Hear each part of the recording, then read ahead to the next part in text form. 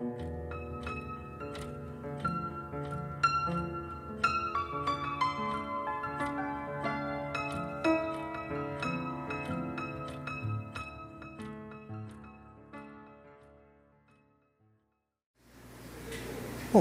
vamos caminhando.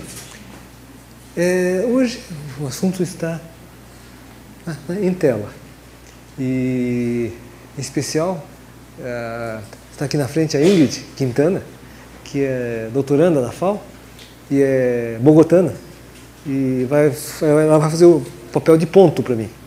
Ela me passa as dicas, se eu esquecer alguma coisa, ela vai dizer que... Então, acho que está funcionando este outro microfone? Está funcionando? Então, de repente, a Ingrid pode ajudar um pouco para a gente conversar. Perfeito. Não estica muito, hein?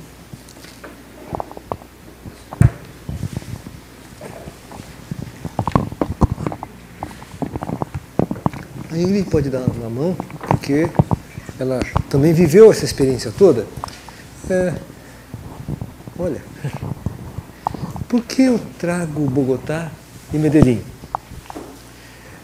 Talvez as experiências latino-americanas, urbanas mais recentes, essas duas cidades na Colômbia têm sido referências internacionais muito importantes. Claro que é um conjunto de iniciativas, do qual eu vou destacar algumas delas nessas duas cidades. Bogotá, vocês sabem, capital da... fora de foco. Capital da Colômbia. E nós temos, então, esta é a Colômbia, né? E nós temos Bogotá e Medellín aí, como vocês estão vendo, né? Duas cidades importantes. A questão da Colômbia merece uma certa contextualização desses anos recentes, décadas recentes. Se a gente pegar os jornais, de certo, as notícias que a gente recebe da Colômbia, que a gente lê da Colômbia, nem sempre são boas notícias. Fenômenos muito complicados nas últimas décadas explicam ou fazem a gente entender que este é um país que vive uma situação complicada. Vocês estão vendo uma passeata em Bogotá há uns 3 anos, talvez, 3 ou 4 anos, 2009. Alunos da Ingrid, revoltados. Isso é uma passeata que ocorreu por ocasião, é um protesto popular no centro de Bogotá contra as FARC, as Forças Armadas Revolucionárias. Ô Thiago, esse tipo de empenho aí você pede para os meninos do calçado positivo. As FARC são uma ponta de um processo de, eu chamei lá, mas enfim, quando eu for, complicações em um país que, num certo passado, era um grande produtor de café, competidor do Brasil e talvez produtores de um café melhor que o brasileiro. Mas, com o tempo, eu estou dizendo coisas de 50, 40 anos, com o tempo a Colômbia foi se tornando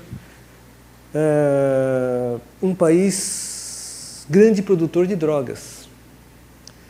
E este problema foi se agravando ao longo das décadas, ao ponto de, nos anos 70, 80, as notícias sobre a Colômbia eram muito mais de problemas do narcotráfico, problemas do terrorismo, problemas de paramilitares, problemas como os noticiários eram, por exemplo, sobre os cartéis de drogas, os cartéis de narcotráfico colombianos. E, num certo sentido, até hoje, a discussão, o problema da Colômbia é esse combate ao narcotráfico, as escaramuças, que é uma associação com os Estados Unidos, que obviamente desagradava ao Chávez. Há todo um contexto geopolítico extremamente complicado que foi agravando a situação do país nos anos 70, 80. E em 88, se não me engano, houve uma constituinte que foi transformada. 91. 91. Uma constituinte que transformou um pouco esse aspecto institucional, legal do país. Mas era um país que estava quase refém dessa situação de terrorismo e narcotráfico. Situações em que vocês imaginam que Bogotá, numa certa altura, quase que entrou em estado de sítio. As pessoas tinham medo de sair à noite, as pessoas eram vítimas de...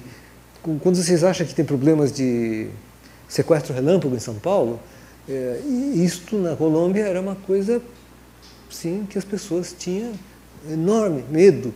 Eram insegurança, ataques, atentados. As pessoas não saíam à noite.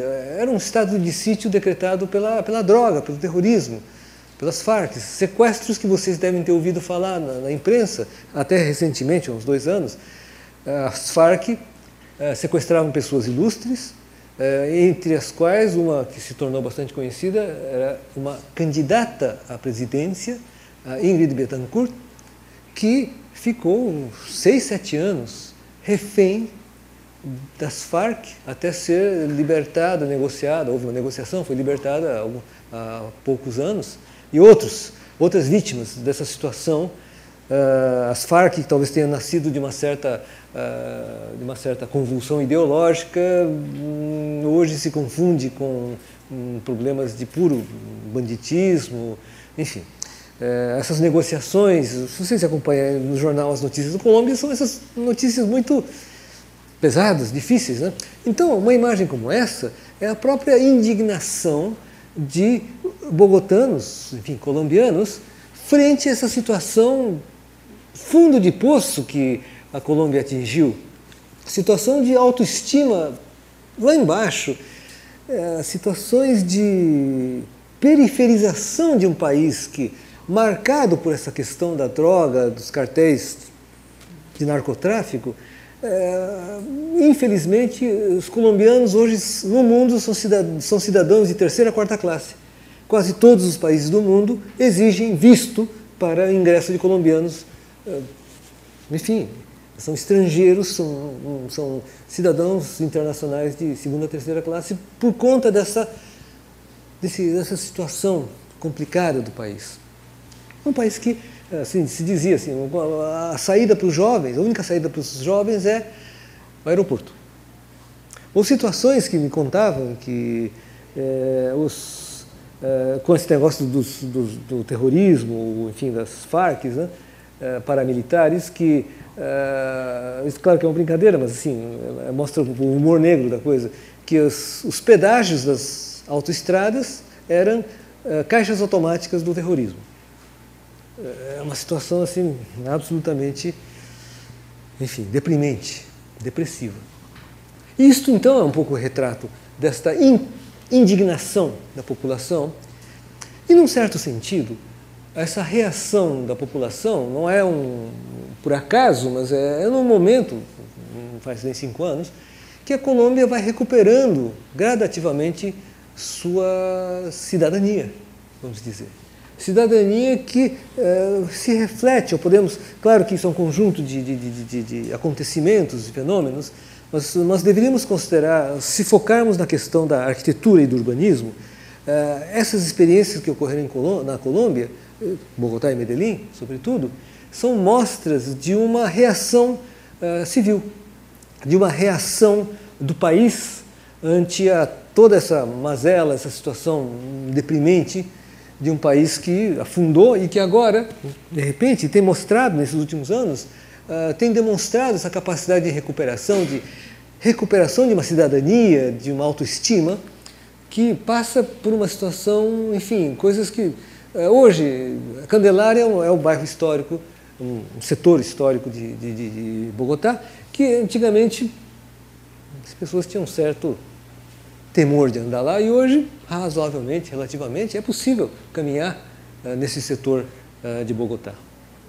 Mas Bogotá também é aquela cidade, como nós conhecemos, essa paisagem, né, dos morros que vocês estão vendo, que vai recebendo tratamento. Isso já são coisas recentes, já desses momentos que eu vou um pouco conversar, momentos em que essas periferias, esses morros começam a ser tratados, começam a ser, há uma certa urbanização, uma questão de inclusão urbana nesse sentido. Isso um pouco, por exemplo, o Lelé fez nos anos 70 em Salvador, quando ele fez a urbanização de favelas com escadas em argamassa armada, que um pouco a ideia é como recuperar esses ambientes, tornar esses ambientes já dentro de uma perspectiva muito mais dos anos 90, né? Enfim. Houve pode-se dizer, se não uma coincidência, ou pelo menos uma situação, em que, claro que pode ser um alinhamento das estrelas, né? Pode ser coincidências, pode ser, enfim. Mas um conjunto então, depois da Constituinte, uma série de prefeitos em Bogotá vai, vamos dizer, começar a dar ordem.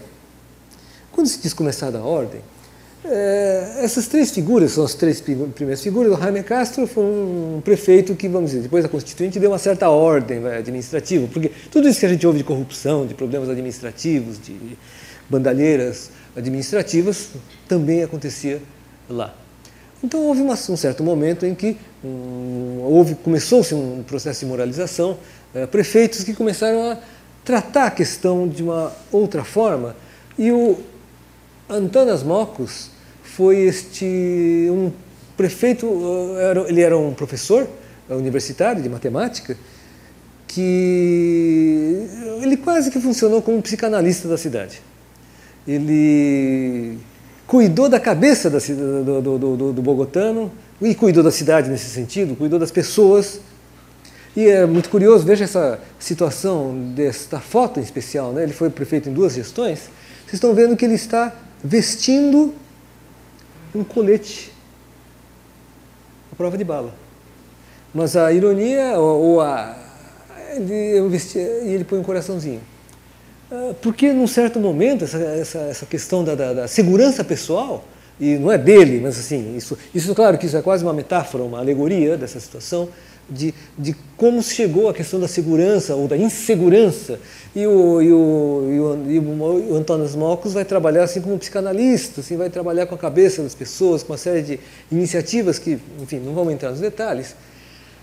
E por fim não, mas um outro prefeito que nessa sequência, o Henrique Peñalosa, vai ser um prefeito mais, vamos dizer, convencional, no sentido de que ele vai fazer obras, uma série de realizações de natureza mais urbanística, que vai dar uma cara à cidade, uma cara que tem a ver com uma questão de administração voltada a questões de mobilidade, de espaços urbanos. Não que, claro, o Mockus como o Peñalosa trabalharam nesse sentido, e o Peñalosa posteriormente se tornou um consultor de assuntos urbanos, face ao que ele desenvolveu quando prefeito.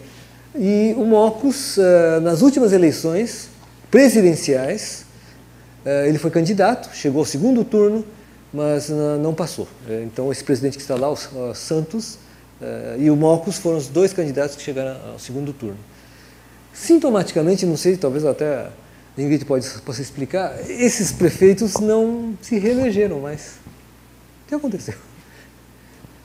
Bom, boa noite. Primeiramente, eu quero pedir desculpas para vocês, porque eu me emocionei um pouquinho, mas eu fui convidada para uma palestra de arquitetura e acabei por ouvir e lembrar coisas que pertencem ao passado da gente, né?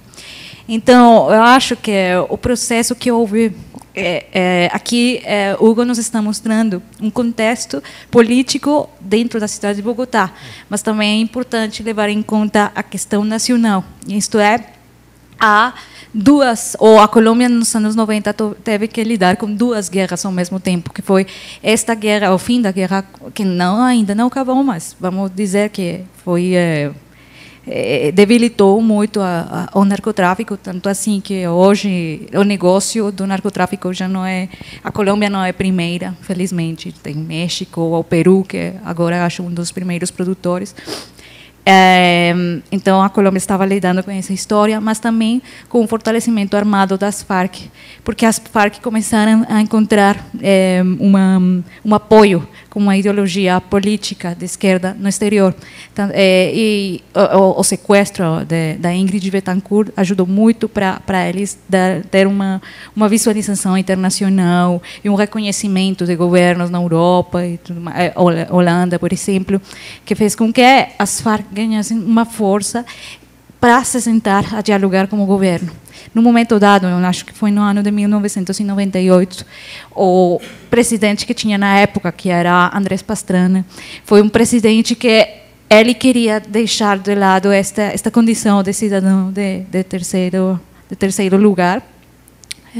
Ele queria trabalhar para isso, então ele fez uma aposta gigante, que foi começar um diálogo de paz, entregando uma porção gigantesca do sul do país.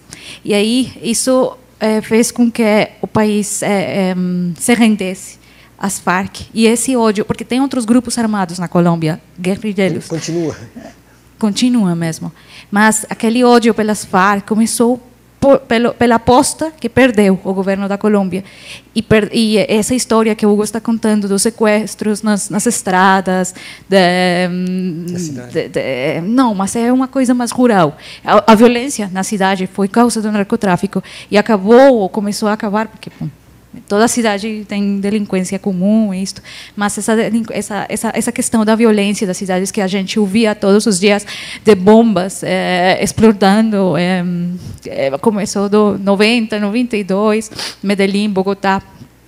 Isso parou em 90, com a nova Constituição, com a morte de Pablo Escobar. Mas essa história, desculpa, sou um pouco rápido, isso para entender que há uma política nacional de guerra por parte do presidente Uribe, quando ele chegou ao poder, e ele se fez eleger com essa história que, Andrés Pastrana entregou o país às Farc fizeram o que quiseram com ele, com o país, sequestro, começaram a mexer mais com o negócio do narcotráfico. Eles herdaram muitos dos cultivos que antes eram dos cartéis de Medellín e de Cali, e aí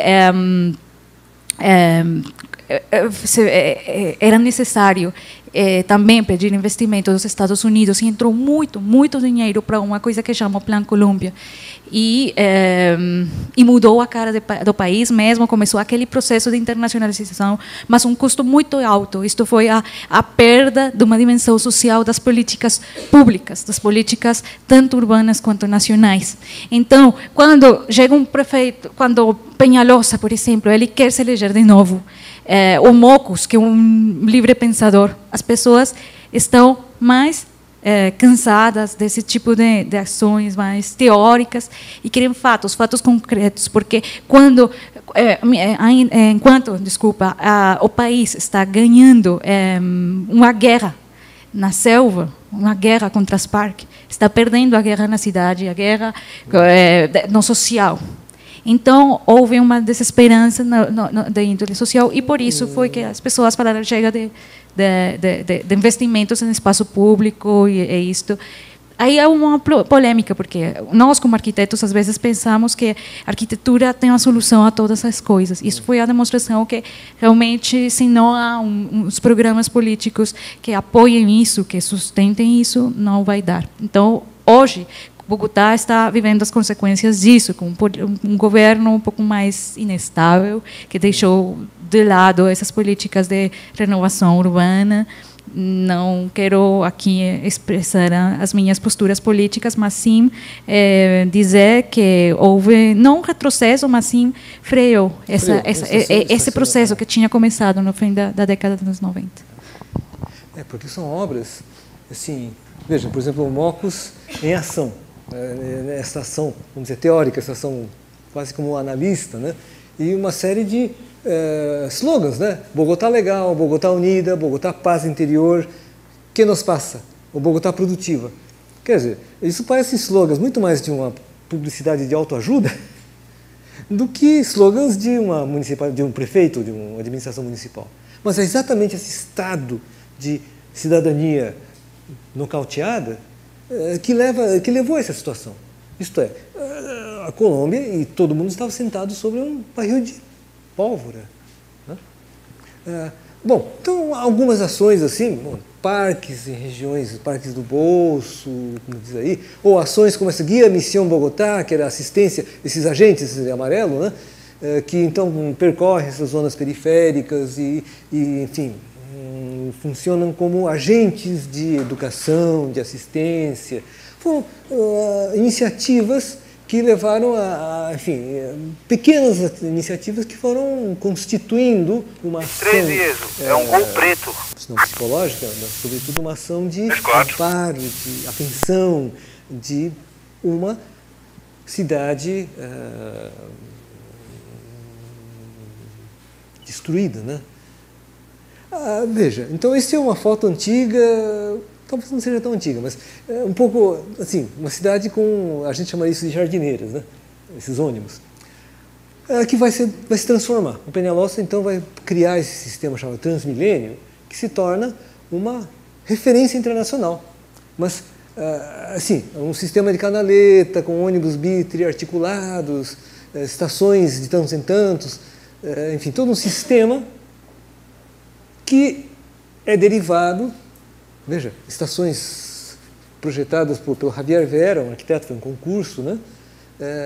Enfim, todo um sistema de mobilidade urbana que se torna um carro-chefe em Bogotá. Daquelas jardineiras, claro que isso não cobre toda a cidade, mas há uma transformação com esse sistema, que, como vocês podem ver, é um sistema de canaleta, estação, etc.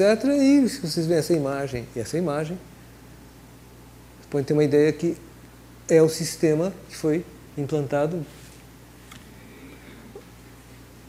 originalmente em Curitiba e aperfeiçoado. É o mesmo sistema, quer dizer, desculpe, o princípio é o mesmo. É um sistema de transporte não é de alta velocidade, mas mediante a construção de um sistema de transporte via canaletas. E vocês veem agora, isso, a estação tubo do Jaime Lerner, né, que hoje já não comporta mais, são pequenos, mas todo o sistema de entrada, de pagamento de bilhete, de ônibus especiais, que em Bogotá se tornou então estações um pouco maiores, estações com os mesmos princípios de circulação, de acesso e controle de ingresso, a entrada dos ônibus, exatamente o mesmo sistema, mas aperfeiçoado do ponto de vista de circulação e de velocidade. Há sim uns aperfeiçoamentos que hoje, em Curitiba hoje o sistema não está funcionando muito bem, por quase que uma saturação, em Bogotá ainda está muito bem. Considerando que Bogotá é uma cidade de 7 milhões de habitantes e Curitiba está chegando a 2 milhões. Tem mais de 8 hoje. 8, já está com 8. Então, há uma proposta de fazer... Acho que já estão construindo o metrô, né? Em Bogotá. Começaram? Não, ainda não. Tem uma história triste com o metrô, que acho que desde 1948 tem estudos. E então, cada 20 anos tem novos estudos. O último prefeito se elegeu com essa promessa, Gustavo Petro, de fazer a primeira linha do metrô. Só que aí também tem esse problema de os estudos sempre precisam de mais novos estudos. Ainda mais porque tem o Transmilênio e os primeiros estudos não contemplavam a existência e agora precisa ser da integração com o sistema de Transmilênio. Então, há uma série de problemas de tipo de infraestrutura, de tubulações. E também de verba, porque fazer estudo custa. E há uma polêmica, o que é mais rentável para uma cidade de 8 milhões de habitantes? Pedir um empréstimo gigantesco ao Banco Internacional ou continuar com esse, que a gente já constatou que não dá. Mesmo que tenha sido aperfeiçoado, o uso é muito, muito intenso do sistema de Transmilênio. Eu me lembro que a discussão, veja, por exemplo, esse tipo de cartaz, educativo, né? Me lembro que a discussão é que nem o Transmilênio resolve, nem o transporte individual e o metrô também. Mas se integrasse os sistemas, haveria uma certa lógica de funcionamento de mobilidade na cidade. Mas enfim, mas veja que isso são dessas tais campanhas, né, criadas para, enfim, coisas de cidadania ou algo que já existia lá, os estacionamentos de bicicleta, circulação de bicicleta, mas a cidade ainda continua assim. Enfim, essas iniciativas, rigorosamente, contempla, enfim, são formas de modificação e transformação da cidade em curso. Face esse contexto complicado de Bogotá, essas transformações contribuem e talvez tudo isso e mais algumas coisas resultou num um conjunto de iniciativas que foi transformado numa exposição. Isso é a capa, é o catálogo dessa exposição, que foi apresentada na Bienal de Veneza de 2006 e ganhou o prêmio na categoria Cidades da Bienal de Veneza de 2006. Esse é o conjunto de iniciativas. Então, de um país, de uma cidade que estava no fundo do poço, de repente é uma cidade que renasce, daí até o nome, né, o renascer de uma cidade, como, enfim, esta percepção de que alguma coisa estava mudando no país e, sobretudo, no campo da arquitetura e do urbanismo. Um dos aspectos que mais chama a atenção é esta rede de bibliotecas. Diga. Antes de você entrar na rede de bibliotecas, eu queria só colocar o seguinte, esses nomes que vocês estão vendo, encabeçados por Lourenço Castro Jaramillo, eles constituem uma iniciativa do governo da cidade, que foi a criação do ateliê do espaço público. E a maioria dessas intervenções que vocês veem dos lados do Transmilênio, a melhoria das calçadas também, tudo isso foi desenvolvido por esse ateliê e ficou em uma série de cartilhas. Tudo isso está padronizado e também foi alimentar a intervenção que vamos ver nas bibliotecas, que são as maiores intervenções desse tipo. Nós vamos, por exemplo, nós vamos ver, o Alberto Escobar vai ter algumas fotos aí. O Beto vai ter algumas fotos. Veja, isso aqui é a capa de um folheto que se distribui na biblioteca. Um folheto no mês de maio, de um mês. Esses são folhetos dessa rede de bibliotecas, do quais vocês estão vendo fotos das 3 grandes bibliotecas que foram construídas nessa gestão, e que tem um quarto, agora tem 4. Foi construído, inaugurada há pouco tempo, uma 4ª biblioteca com um grande auditório, quase uma ópera, né? Que eu não tenho esse material. E faz parte também, faz parte. O que são essas redes de bibliotecas? Vamos entender um pouco por quê, ou como essa experiência teve uma repercussão internacional, apesar de ser algo que parece quase óbvio, né? Veja, serviços da rede de biblioteca, sala de consulta, sala geral, sala infantil, sala Bogotá, uma sala de história da cidade, biblioteca, sonoteca, internet, multimídia, salas de aula e salas de estudo. Empréstimo, xerox, estacionamento, cafeteria. Um programa, uma biblioteca, não tem nenhum segredo. A questão é que isto não é um edifício, é um conjunto de edifícios integrados nessa rede que vocês estão vendo. Então, esses em lilás, né, as bibliotecas maiores, no qual existia uma biblioteca central, anterior. Umas bibliotecas locais, bibliotecas de bairro, bibliotecas com subsídio, espalhadas pela cidade. Então, nesta mancha, esta biblioteca Vigílio Barco é um desses grandes que nós vamos dar uma olhadinha. Nós temos a biblioteca Parque El Tunal e a biblioteca El Tintal. São as 3 grandes bibliotecas, existe uma 4ª biblioteca hoje. O que há? Enfim, esse posicionamento tem uma relação que nós vamos entender daqui a pouco. Mas uma coisa que relaciona todo esse sistema é um pouco a Transmilênio. Esta ligação que se estabelece, esse diálogo que se estabelece com a cidade e com a mobilidade que se propõe nessas obras. Esta biblioteca Parque El Tunal, vamos chegar perto? Veja, vocês estão vendo que é uma espécie de um vazio, né? Cercado de coisas. Essas coisas são conjuntos habitacionais. Nós estamos numa periferia. E isto é um parque no qual se construiu uma biblioteca como um equipamento participante de uma paisagem de um domingo. Está meio seco, né? Isso parece que é um parque novo, a vegetação ainda está, nessa época eu acho que recém-implantada. O pessoal disse que já está um pouco mais verde, as árvores cresceram, né? Mas isso é uma paisagem de um domingo. As pessoas dessa periferia, então você vê os conjuntos habitacionais, as casas, né?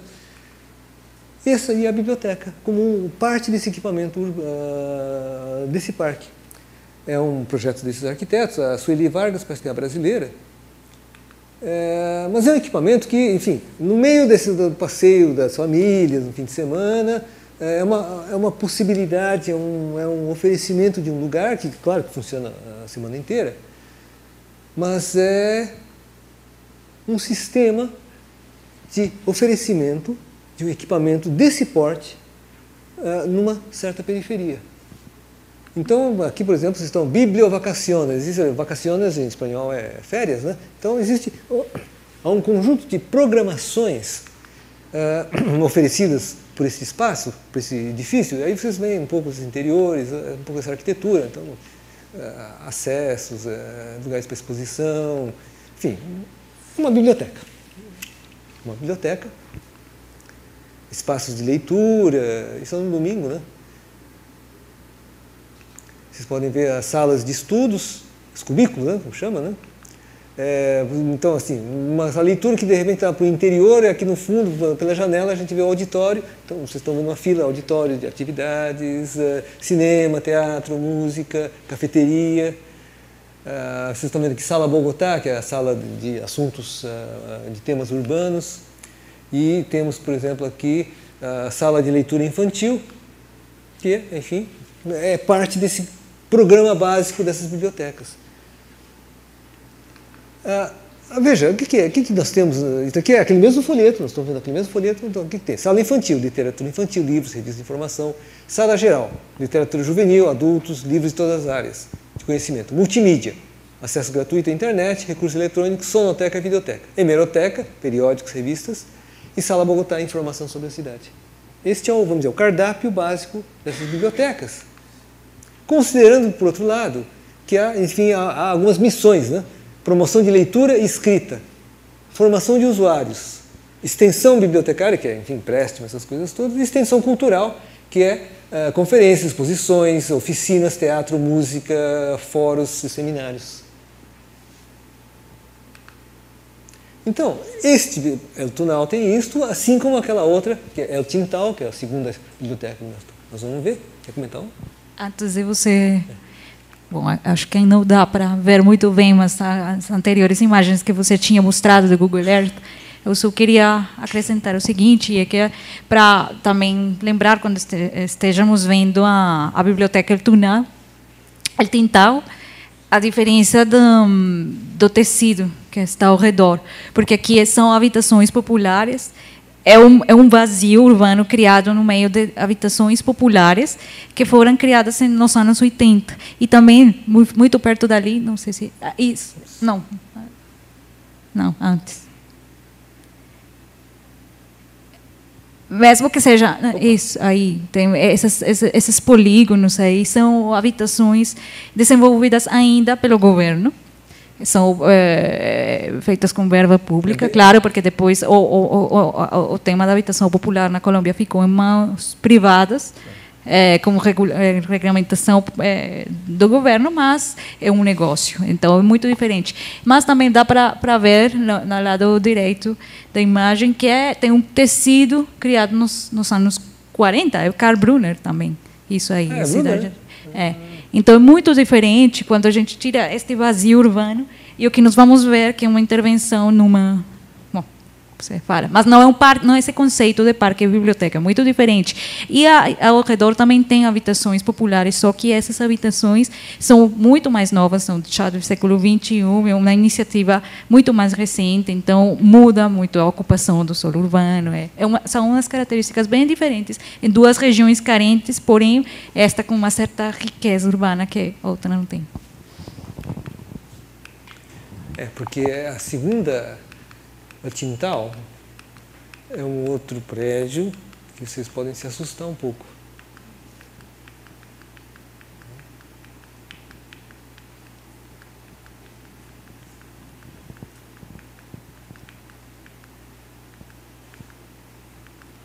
Ertintal. Vamos chegar perto. Vocês veem essa trama, essa tessitura. Mudou muito. Já está tudo construído ao redor, tem um shopping. Deixaram de ser vazios, mas veja, exatamente essa vizinhança está aqui a biblioteca em si. E a curiosidade é que depois que a biblioteca foi construída, apareceu um shopping center ao lado. Veja, esse é um pouco a paisagem imediatamente lindeira à biblioteca. E a biblioteca é este edifício, um projeto do Daniel Bermúdez, que é hoje um dos mais importantes arquitetos colombianos em atividade, que fez o projeto dessa quarta biblioteca e auditório que eu não vou mostrar. Veja esse edifício. Você tem cara de biblioteca? Isto, na realidade, é uma reciclagem. E para ter uma ideia de que tipo de reciclagem é e onde estamos, isto é reciclagem. Olha aqui, que austeridade, né? Isto é reciclagem de uma planta de compactação de lixo. É uma usina de lixo. Era uma usina de lixo. Então vocês imaginam onde é que nós estamos, né? E esse edifício foi transformado nisso. Até se aproveitou essa ponte que era para os caminhões de lixo jogarem o lixo na usina de compactação, está aí, foi aproveitado, mas o resto foi completamente modificado. E aí vocês veem, enfim, no fundo a estrutura básica é da usina de compactação de lixo, mas todo ele transformado, então foi dentro daquele programa. Isso é bem colombiano, essa coisa da pavimentação de tijolo, mas aí foi modificado, foi transformado, criaram então por exemplo, essa Bogotá capital, a sala infantil, internet, então houve essa adaptação do edifício e os interiores todos, obviamente, transformados. E veja então essa sala de leitura. Precisa prestar atenção, uma sala de leitura sem janela. Mas veja, não há nenhuma lâmpada acesa. Que é um sistema, enfim, é uma paisagem interna criada com um sistema de captação de luz, que vocês estão vendo,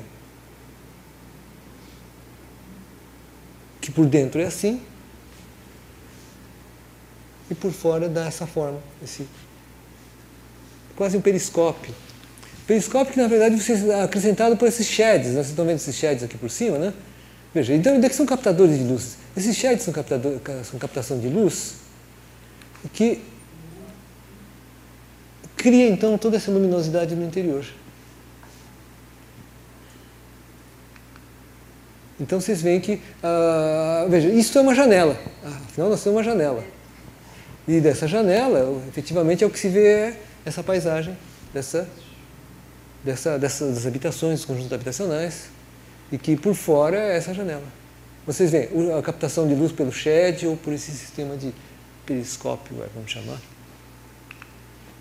E, então veja, uma luz natural, uniforme, e aí nós temos essas aberturas, né? Essas aberturas que são uns poços, vamos dizer, com umas salas de biblioteca, sonoteca, que é um aproveitamento provavelmente de certos, enfim, desses pés direitos triplos ou duplos ou triplos que era da usina de compactação de lixo. Olha, então isso daqui é fevereiro de 2008, pronto, essa época aqui, essas fotos são dessa época. Então vocês estão vendo que isso daqui é um folheto, os folhetos que todo mundo que pega, né? Concertos de câmara. O que nós temos aqui? Vocês estão vendo que isso é uma programação? Conferências, Cosmogonia Maia, através do universo, observação astronômica, isto é, são palestras de astronomia.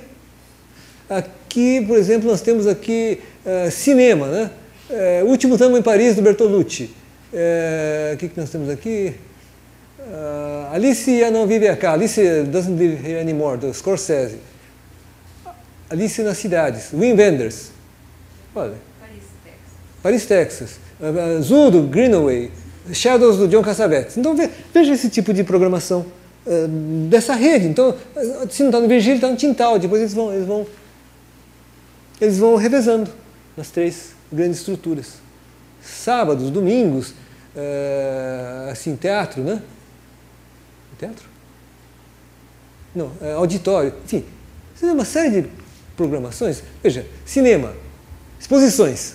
Então, uma série de exposições organizados, os horários, em que biblioteca, depois vai circulando. Ou, também, são todos folhetos, né? Concerto de música latino-americana com o grupo... Concerto de rock do grupo Mandioca. Grupo juvenil de dança Sol Nasciente. Teatro Madre Coraje. Teatro comunitário, enfim. Então, vocês veem que isto é um oferecimento num sistema, e assim vai, né? Novidades de livros, palestras de interesse da comunidade, né? O lixo, um recurso econômico, como prevenir os riscos ambientais na cidade. Então veja que isso são temáticas, enfim, é uma organização regular, sistemática dessa bibliorrede. Olha, tudo isso que está acontecendo, teatro, enfim. Isso, se vocês olharem com alguma atenção, é um sistema que não é muito diferente do que nós temos enquanto SESC em São Paulo. Mas isto é uma iniciativa municipal de organização dentro de uma estrutura urbana, pensada como estrutura urbana. Então, nós estamos lá no El Tintal, e aqui nós temos a Virgílio Barco, que é a 3ª biblioteca, e talvez uma biblioteca um pouco mais diferenciada, porque foi projetado, enfim, num contexto que é um pouco diferente daquilo que nós vimos, dos 2 anteriores, quase num conjunto de equipamentos urbanos, áreas livres. Um parque, um jardim botânico, um outro parque, um complexo aquático e a biblioteca. Mas vocês estão vendo essa textura, né?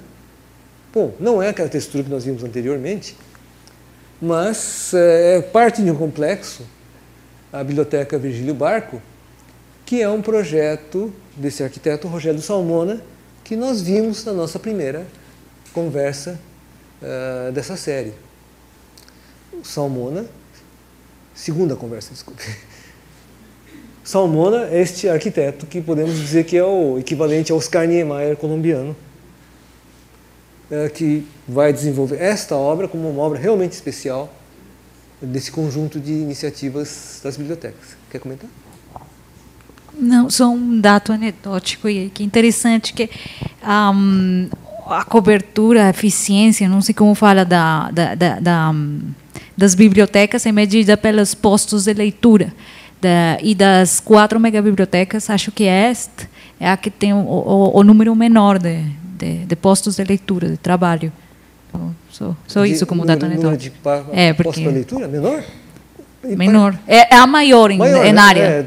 Tem não sei quantos metros. É maior do que as outras duas. É a maior. Maior do que as outras duas. Mas perdem, entre aspas, com espaços de circulações, e vamos ver por quê. Porque vamos ver que é de uma generosidade de espaço que as outras cria outro tipo de espaços que não tem, que vão além do programa.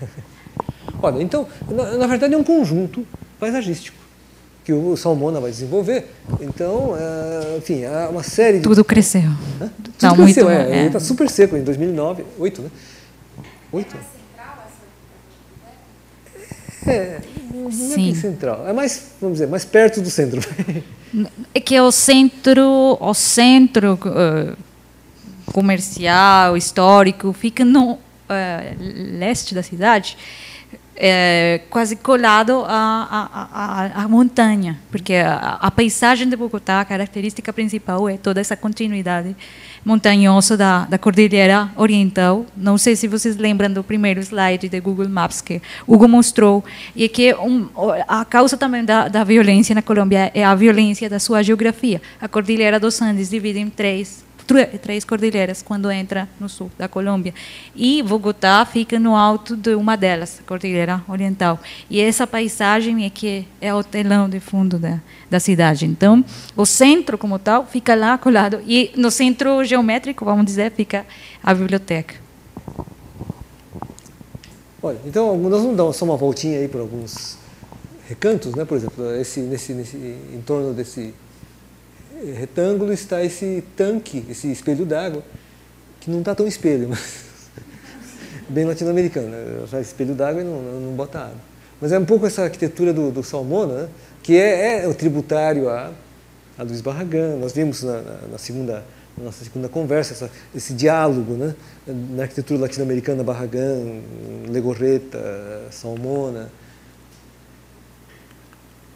Mas esse paisagismo, esse trabalho de espaços externos, ali nós temos uma escola. Olha, quando se fala de cordilheira, né? Posso falar? Sim, sim. Rogério Salmona. Bom, eu quero falar um pouquinho mais, não sei se o tempo vai dar também, porque eu, no meu doutorado, trabalho sobre a obra de Rogério Salmona. Aliás, eu faço parte da Fundação Rogério Salmona e, bom, o que me interessa aqui acrescentar é a questão da presença sempre da montanha na sua arquitetura. Ele usa muito um ditado indígena que fala que quando eu desço a minha casa, eu subo para o céu. E é o que acontece na obra dele.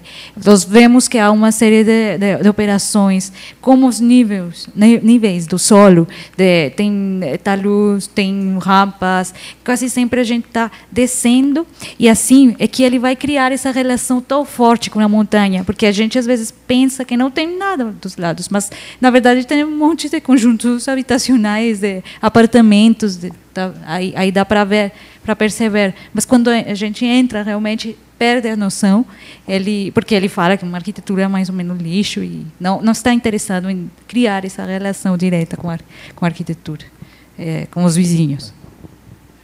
Isso daqui esconde certas coisas. O único que ele não conseguiu esconder foi a torre, a caixa d'água desse, que acho que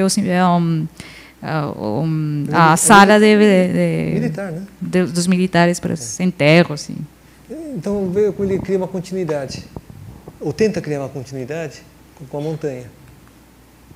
Aqui não tem jeito, né? Mas isso já deve estar muito mais verde, porque isso estava recém-implantado.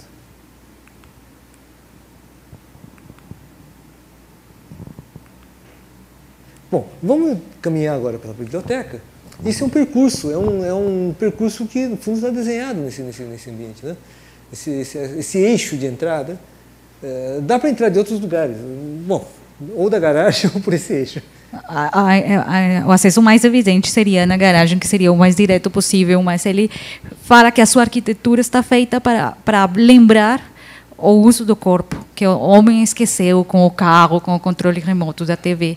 Esse percurso, essa presença do corpo criando os limites da arquitetura. E então nós víamos nessa imagem onde está o esqueminha geral, como é que é o percurso certo para a gente entrar. Tem todo um ritual para conseguir chegar até a biblioteca. Claro, dá pela garagem, mas é bem ruim. E ele faz, acho que tem toda a consciência de fazer muito ruim o acesso pela garagem. Vou mostrar depois garagem. Resolveu a garagem para ver como é que ele gosta de automóvel.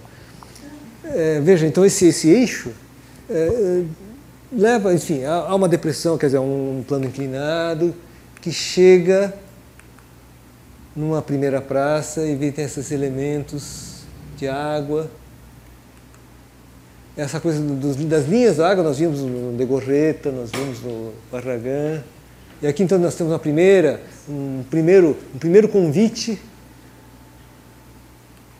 E vamos entrar num segundo, na verdade não é o segundo, na verdade é uma, se podemos dizer, uma praça de água,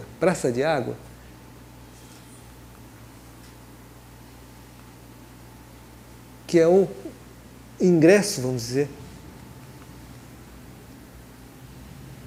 com essas passagens, essas pontes, essa água, esse eixo.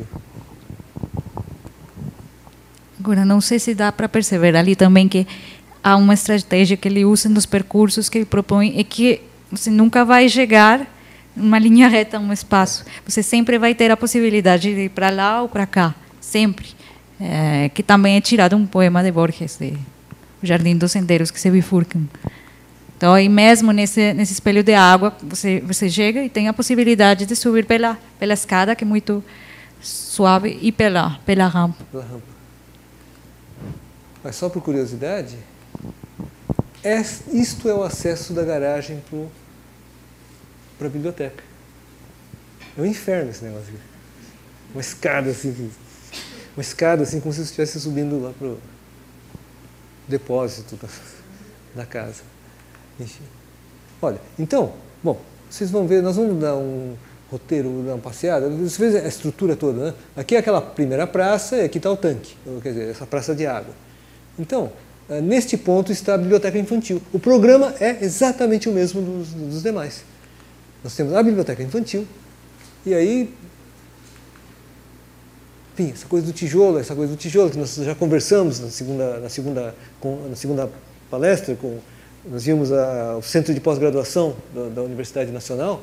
Enfim, esses elementos estão presentes, o trabalho maravilhoso de tijolo, essa coisa do concreto aparente branco, com o tijolo. E vamos entrar agora na biblioteca. Estávamos aqui, né? Agora vamos entrar nessa recepção mesmo. E este bloco é um bloco de exposições, umas áreas para exposições. E aí entramos, é um pouco apertado, eu acho, assim, para uma entrada de uma biblioteca, um pouco...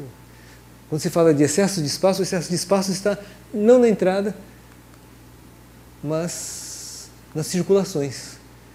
Na medida que nós temos um núcleo, esse núcleo central, não é central na verdade, mas é gerador de uma forma do edifício planta circular. Por exemplo, nós temos esse auditório, esse pequeno anfiteatro, que é para dentro e também para fora. Essa circulação, que são enormes, generosos, livres, muitos bancos, e essa iluminação, sempre essa luz forte, zenital, que é uma característica, essa luminosidade de Bogotá, que eu comentei também na segunda palestra. Vocês veem até os detalhes, olha o detalhe do concreto aparente aqui, a junta, né? A emenda. Isso, a hemeroteca. E percorremos, veja a paginação do tijolo, a junta. E como desses interiores há uma relação franca com a questão da paisagem. E elementos que obviamente não negam certas citações, né? No caso de uma das admirações, referências do Salmona, que é o Louis Kahn. Vamos dar uma volta por fora agora. Circular. Nós estamos falando desse miolo e como isso é gerador de uma certa forma. Então é um espaço cercado, enfim, há uma circulação, há uma água. Funciona como uma proteção, mas claro que dá para entrar, atravessar, mas não é uma coisa tão óbvia. Mas é uma paisagem que se constitui em torno do edifício. E a gente ia dar um problema, né? Mas esse conjunto que parece isolado, ilhado, né? com esse tanque d'água, mas não é que seja absolutamente ilhado, mas é um pouco essa conformação paisagística. Mesmo desses planos inclinados. Diga lá. Que a gente está vendo uma fisura, na verdade, que houve e há ainda muitos problemas estruturais por causa do solo. O nível freático de Bogotá, nesta região, é muito alto. E nós vemos a diferença desta zona, por exemplo, em relação à primeira biblioteca, que é muito mais seca, e são terras muito férteis. Né? A gente, de fato, não deveria construir ali, porque fica do lado de um lago. Bom, 80% das cidades são sistemas aquíferos que são cheios. Secados. Agora, neste caso específico, este terreno era recheio sanitário, não sei como fala. Aterro sanitário. Aterro sanitário, era lixo que tinha lá do lado. Um lixão. Um lixão. Então, isso faz com que o terreno seja muito inestável, e eu tive a sorte, né, a emoção de ver o Salmão ainda vivo, passear com o engenheiro Francisco de Valdenebro muitas vezes por lá, enxergando aqueles problemas. E, bom, acho que ainda tivesse. Aqui só para ter uma ideia, a cafeteria, né? A cafeteria. E vamos agora entrar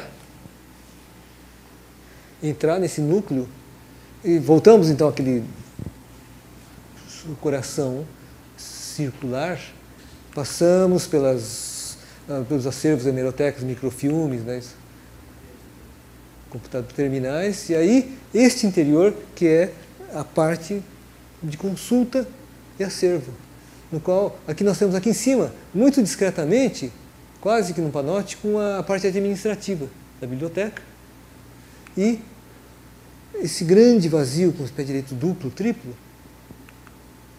que é o cenário da biblioteca, com diferentes recintos ou recantos para leitura, para consulta, para pesquisa. Então, com essa luz natural, essas circulações, aqui com um certo tipo de acervo. Este é o Beto. É o Beto. Beto Escobar. A parte de, enfim, videoteca, hemeroteca está aí, né? Diga. Não sei se você falou disso, não lembro na outra palestra, mas também há uma série de elementos que ele desenhou do tijolo. Não é que a gente possa comprar essas peças com as quais ele construi esses quadros, ou construi também aquelas como fala, transparências. São peças especiais construídas para ele pela fábrica de alvenaria. São sempre peças especiais, aqui nem aparecem muito. O outro projeto que nós vimos havia mais elementos, até aquelas peças vitrificadas em azul no espelho d'água ou na piscina. Ele também passava horas e horas nos fornos constatando as temperaturas necessárias para chegar àquelas cores, porque todas essas nuances nas cores não são à toa, para conseguir fazer aqueles desenhos no chão. Aqui, bom, nós vamos ver, por exemplo, atenção. Parecem uns tijolos mais queimados para desenhar o piso. Acho que nós vamos ter outros casos. Aí essa relação, veja, uma sala, enfim, um limite onde fica leituras e essa coisa de olhar a paisagem. E a cidade está aqui atrás. É um tijolo cerâmico, mais queimado, menos queimado. Não é poroso, não. De piso nem pode ser. Não. De piso nem pode ser. E, de fato, o tijolo geral que ele vai usar é muito mais claro, branquinho, que o tijolo comercial normal que é usado em Bogotá. Até a tonalidade é controlada. Ou pode ser mais escuros assim, porque vai acabar desenhando. Quando a gente caminhar por fora, a gente vai perceber isso melhor. Mas, enfim, há toda uma série de... Aqui, madeira, por exemplo, tudo madeira. E os mostradores, tudo são... São salas de leitura um pouco mais reservadas, mas não é isolado, né? Agora, também parece que todo esse acabamento é luxo às vezes, mas outra anedota é que este orçamento, a verba usada para a construção dessa biblioteca foi a menor das 4 bibliotecas. Menor. Olha, até requinte, os detalhes. Uns 20 minutos está terminando. Olha, então vocês veem esse pé direito, essa iluminação, e que isso funciona até a noite, né?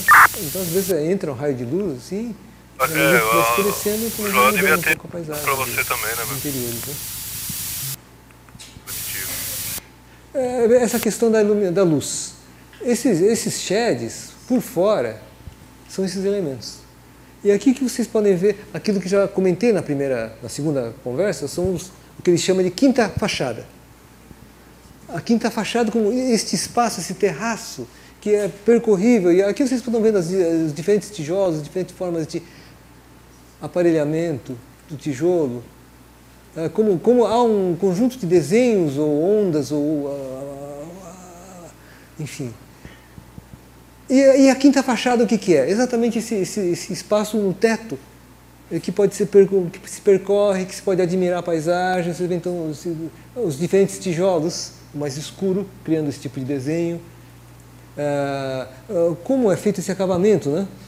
Enfim, se vocês começarem a prestar atenção na forma como ele, uma junta, como é que ele vai trabalhando isso detalhado, é algo extraordinário, assim, dentro daquela perspectiva colombiana do tijolo como sendo a grande matéria-prima, o grande material da arquitetura colombiana.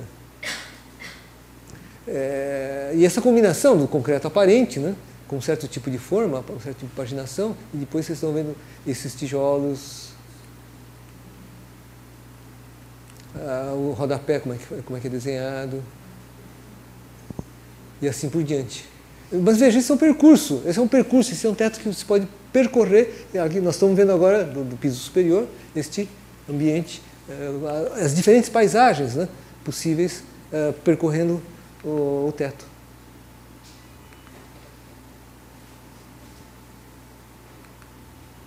Aqui vocês veem, por exemplo, outro tipo de desenho.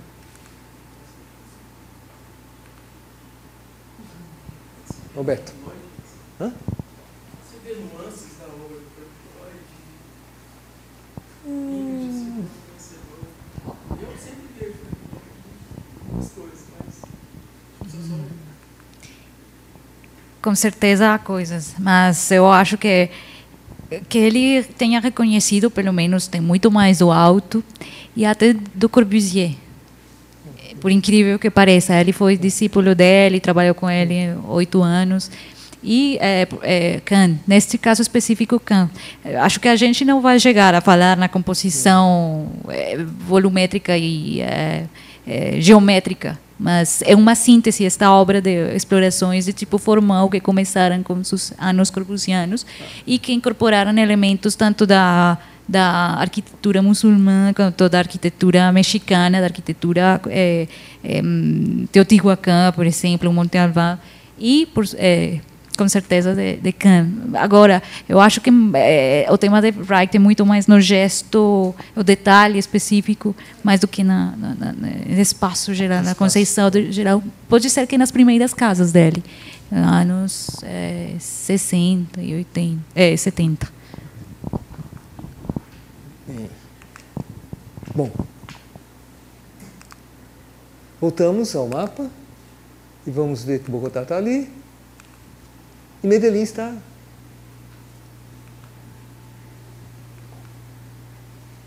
ali. Cordilheira Central. Na cordilheira. E se a gente chegar perto, a gente vai perceber que Medellín é um fundo de vale. É um fundo de vale norte-sul, sul-norte. E a cidade vai subindo pelos morros. Subindo. É uma cidade de o quê? Agora, quantos? 2, 3 milhões? Quase 3 milhões de habitantes. Bom, Medellín era conhecido, quer dizer, infelizmente são situações sempre perversas, né? Havia o cartel de Cali. Depois houve o cartel de Medellín. Não, foi ao contrário. Não, mas aqui nessa ordem aqui, a grande figura foi esse senhor chamado Pablo Escobar. Isso é uma notícia do Jornal do Brasil, né? Chefe do cartel de Medellín foge da prisão. Esses senhores eram poderosos, né? Poderosos, porque eram os grandes chefões dos cartéis, né? Há uma história que não sei se é verdade, mas diz que o Pablo Escobar propôs pagar a dívida externa da Colômbia. Propôs e fez muita coisa. E ele é amado ainda hoje por muitos moradores de Medellín, porque ele dava mesmo, construiu quadras para eles. Até no futebol, houve o Libertadores que ganhou um time de Medellín, foi com verba dele. Foi o homem mais rico do planeta num momento dado, nos anos 80. Como os bicheiros patrocinavam times de futebol. Com muito mais dinheiro, mas muito. Seguramente com muito mais dinheiro.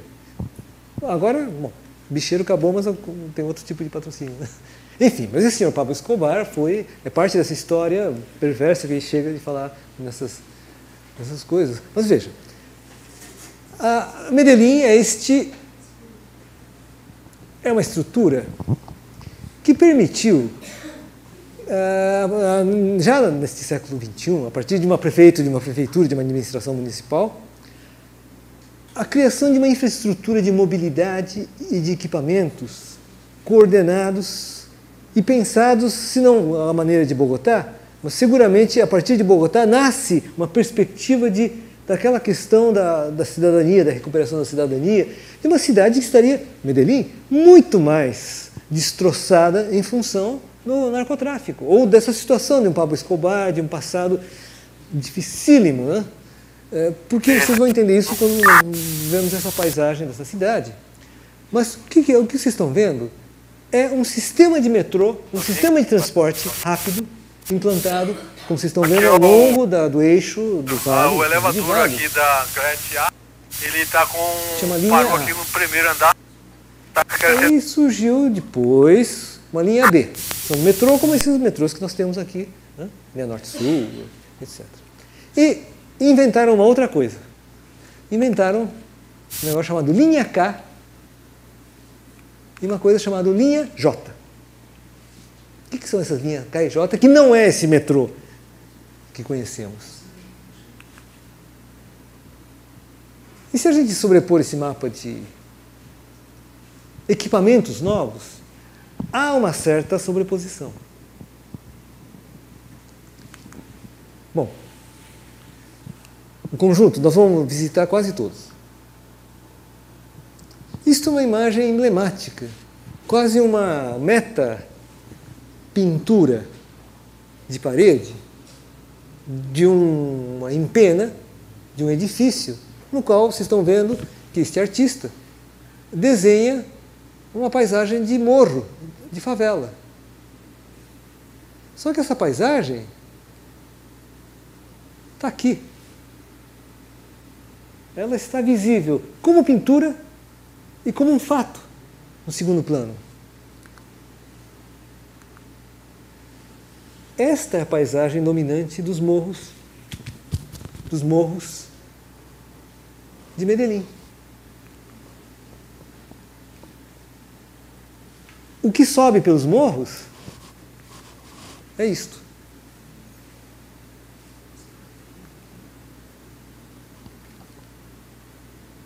Tudo isso aqui, claro, não tudo, né? Mas uma boa parte do que está aqui nas franjas, e sobretudo aqui, cada vez mais para cima e para fora, é aquela paisagem que nós vimos. Então, essa linha A estabeleceu uma ligação norte e sul de rápida mobilidade, ok? E a linha B igualmente para aquele lado. Aí a linha J, a primeira desta experiência, que é, vamos chegar perto, estamos vendo a linha A, a linha J, que é eu tenho a impressão, aqui eu acho que não esticaram mais, eu não sei se esticaram. Mas essa linha J, vocês estão vendo, aqui é a cidade formal, né? Mais ou menos formal, né? E daqui para cá começa uma coisa meio... uma trama.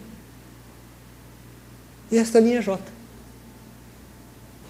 A linha J é isso que se chama metrocable. Antes de você continuar, eu só queria falar na questão política também, que assim como em Bogotá houve uma série de prefeitos, aqui também. O departamento, quer dizer, o estado, é Antioquia, e o prefeito Sérgio Fajardo, de Medellín, hoje é governador do estado, e o outro que não lembro o nome agora, eles dois estiveram trocando de posto e foi também graças a ele que houve esse tipo de intervenções que ainda continuam. O que é isso? Isso é um equipamento de mobilidade urbana, de periferias, como vocês estão vendo, para dar acesso a essas periferias que, em situação anterior, se alcançava mediante ruas e avenidas que ficavam subindo morros tortuosamente. E assim, percursos que se faziam por ônibus, ou micro-ônibus, não era nem ônibus, era micro-ônibus, em 1h30, 2 horas. Neste sistema se faz em 15 e 20 minutos.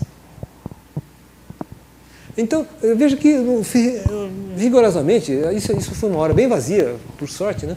Para fotografar pelo menos. Mas veja, é um sistema muito simples, é quase são esses sistema para teleférico para esquiar, para esqui. Veja, é um sistema muito simples desses carros contínuos que cabem até 6 pessoas sentadas e que vai muito bem porque isso é contínuo, né? Então os passageiros simplesmente sobem, estão em movimento, as pessoas vão subindo e são estações intermediárias, algumas estações intermediárias, e chega lá em cima, aí tem há uma capilarização mediante um sistema que leva para os bairros ou para os setores diferentes. Então, olha, mas esta paisagem, esses metrocables estão passando por cima disso. E aí eu acho que o pessoal ficou inspirado e criaram uma quinta fachada. Olha, e ao longo das linhas, olha, vocês estão vendo o metrocable, que necessita desses postes de sustentação do cabeamento.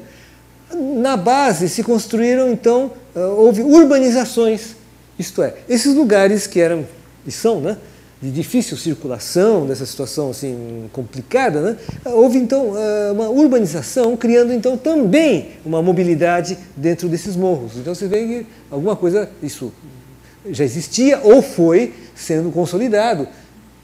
A quinta fachada aqui. Vocês veem então essa organização que então há uma vamos dizer, uma integração. Então os ônibus chegam aqui, o metrocable, aí tem um sistema de travessia do metrô, essa linha do metrô, ônibus. E nós temos a estação do metrocable e daí vai para o morro acima. Mas aqui nós temos vindo uma outra passagem, né? Bom, a gente vai pegar essa passagem depois. Vamos pegar aquela outra linha, que é a linha K. Essa linha K parece que já esticou um pouquinho mais, a notícia é que já esticou um pouco mais. O que é essa linha K? É o mesmo procedimento. Um entroncamento, um ramal da linha do metrô, que sobe, ó, tudo isso aqui, é esta paisagem. Esta paisagem, olha, sai da estação e vai embora. Vai embora. Aqui, dá para ver uma hora com um pouco mais de movimento. Diga. Eu sei que você vai chegar na biblioteca, então antes de chegar lá, agora já há uma integração com um novo sistema que inaugurou faz um ano, um pouco mais, que é o Metro Plus, que é o equivalente ao Transmilênio de Bogotá. Ah, já tem Já tem. Tá bem. Olha, aqui está sobre uma avenida ou uma rua, né? Aí tem uma estação intermediária, você vê a frequência, isso é uma coisa assim. E aqui ainda é um casario, mas já está mais consolidado. À medida que vai subindo, a coisa começa a ficar mais complicada. Olha, aqui é o fundo de vale, aqui não é uma estação de metrô, mas aqui, veja, aqui então é uma parte, é o fundo de vale, é o fundo, vamos dizer, a cidade mais formal. À medida que vamos subindo, atravessando rios,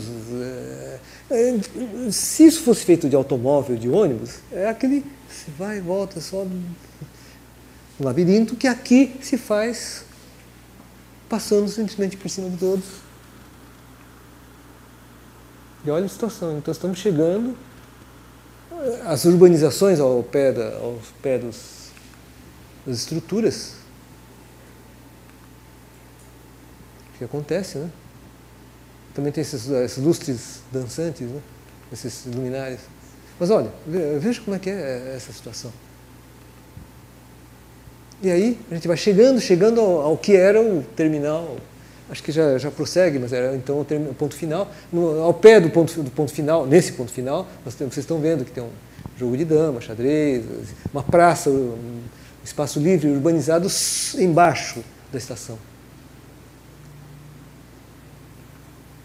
E aí, essa estação, aí a capilaridade, mas aí há uma urbanização também desse entorno, que por exemplo, esta ruazinha, que está tão simpática, quase uma rua medieval, é um acerto de uma rua de favela que se tornou, vamos dizer, mais urbanizada, né?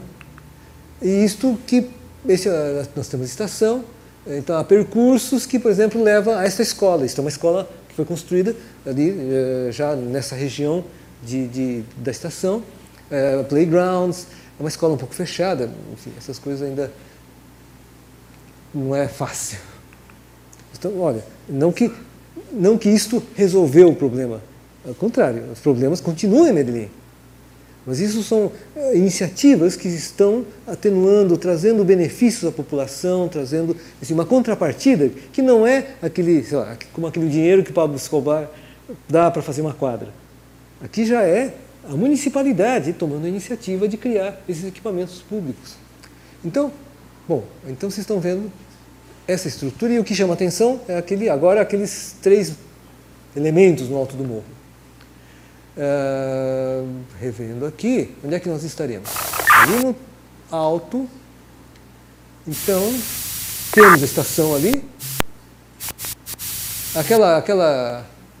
aquela rua... Só repetir. Não é essa, não. Aquela ruazinha é mais ou menos essa rua aqui. Aquela rua, eu disse rua medieval, né, entre aspas.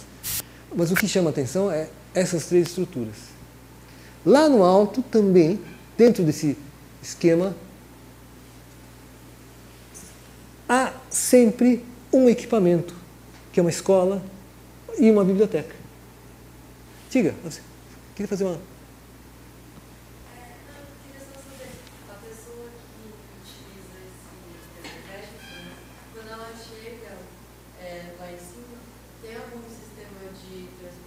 Tem micro-ônibus. Micro-ônibus, vans. Também está integrado com o metrô. Embaixo, Para pegar? embaixo. É assim. Não, quando chega no alto do morro. Aqui geralmente tem umas Aqui tem muito micro-ônibus. Já para cima disso é pouco que tem de urbanização. Mas é pouco. Realmente tem um parque ecológico mais para cima. Mais para cima. Mas eu tenho a impressão que, se não me engano, havia um plano de continuar, né? Tem mais uma estação, além dessa aí, mas vai para o Parque Ecológico. Já construíram mais um. Não, há uma capilaridade, não é o ideal, mas há uma capilarização no transporte. Olha, então, este é a biblioteca que foi construída nessa intervenção dessa área. Este projeto de Giancarlo Mazzanti, talvez tenha sido em 2007, 2008, 2009, o projeto latino-americano mais publicado em revistas internacionais. E eu não vou mostrar, mas com fotos muito mais glamourosas do que essa, que é o retrato sem maquiagem. São fotos com céu azul, com umas luzes, assim, quase uma sensação de essas pedras, monolitos instalados no alto do morro, né? Incrustados, essas pedras, né? Até assim, essa coisa parece uma superfície de granito. Vocês estão vendo que assim houve um arranjo, né? Um arranjo topográfico, paisagístico, e aqui temos a cidade informal que existia e que continua existindo. A questão é que como é que então esta arquitetura vai criar uma referência para esta periferia. Eu me lembro de uma discussão, estava num júri da Bienal Ibero-Americana, e os europeus não se conformavam que houvesse esse contraste entre esta arquitetura, a existente, e esta intervenção. Mas para o europeu isso chocava, mas talvez essas realidades choquem realmente um olhar europeu.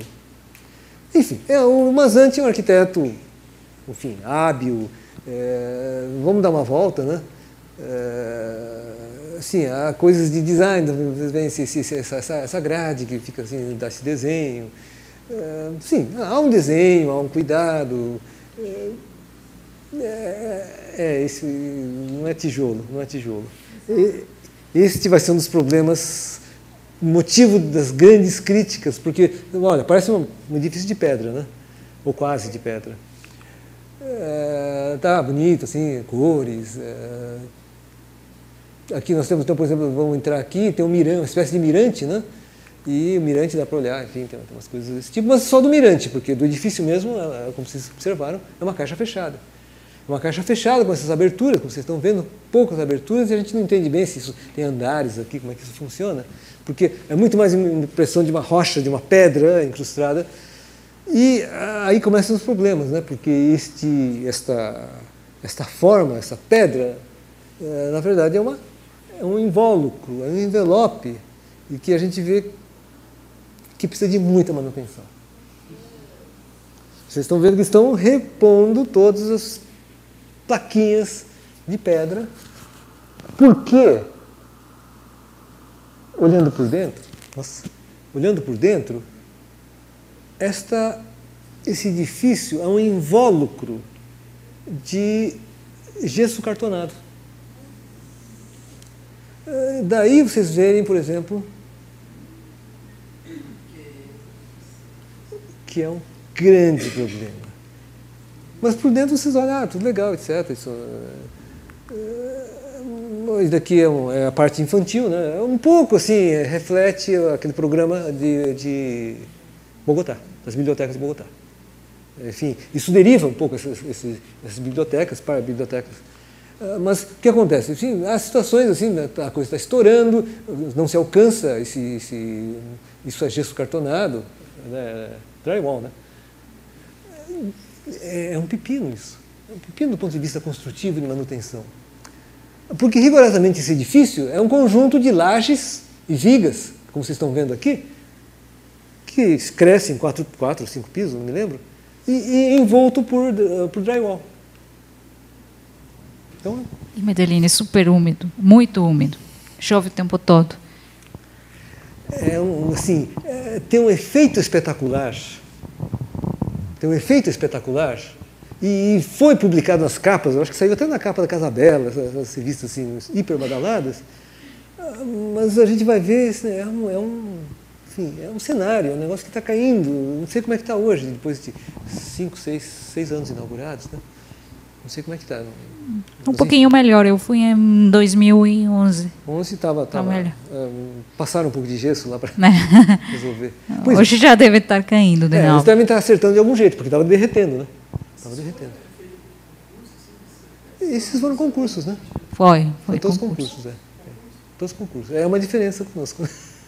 E Mazanti é muito hábil, ele tem ganho, acho que 80% dos concursos públicos na Colômbia nos últimos, 8 anos, 7 anos. Nós vamos ver mais 2 obras. Bom, tem também Mensageiro, mas 70 tem.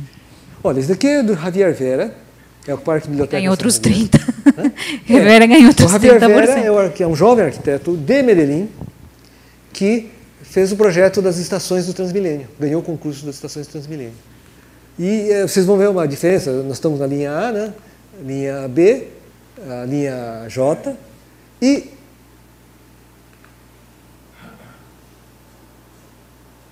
a questão da implantação da infraestrutura. Nesse entroncamento está o Parque Biblioteca San Javier, que tem a biblioteca e uma escola ao lado. Aqui está a estação, a biblioteca, e o Transmilênio segue para cá. Desculpe, o Metrocable segue para cá. Nossa. Olha, esse aqui está a estação, já tinha uma escola no pé. A estação, aqui está o metrô, a integração do metrô, a estação do Metrocable. E se a gente seguir o caminho, encontramos essas estruturas que também acompanham todos os programas das bibliotecas, parques de Medellín, que são, assim, vamos dizer, o equivalente ao SEBRAE. Escritórios para incentivo de organização de pequenos negócios, posto que estamos falando de periferias que poderiam ser organizadas em pequenos negócios e que essa entidade, que vamos chamar de SEBRAE de Medellín, instalados nesses postos, integra uma série de serviços de assistência e de orientação a essa população. Bom, tem outra questão que é a inclusão social mediante grafite nessas periferias, até próximo à escola. Mas, vocês veem, é outra arquitetura. Esta arquitetura Javier Vera, diferente do Mazanti, tem até a ver com coisas meio paulistas ou brasileiras. Ele fez as estações de Transmilênio Buta. E outras coisas. Nós vamos ver mais uma obra dele aí. Mas veja que é outro tipo de arquitetura. E, bom, nós vamos dar uma passeada. E essas são as salas de assistência social. Parece que cada um é uma casinha, parece, né? São salas. E a entrada mesmo se faz ou por aqui, ou pelo fundo onde tem um auditório. Tem um pequeno auditório. E aí, pelo escalonamento, nós temos empréstimos, enfim, lugares de estar. Rodolfo. A sala de informática, um pátio, coleção infantil. Enfim, quando o programa meio que repete, ou opera no mesmo diapasão de Bogotá.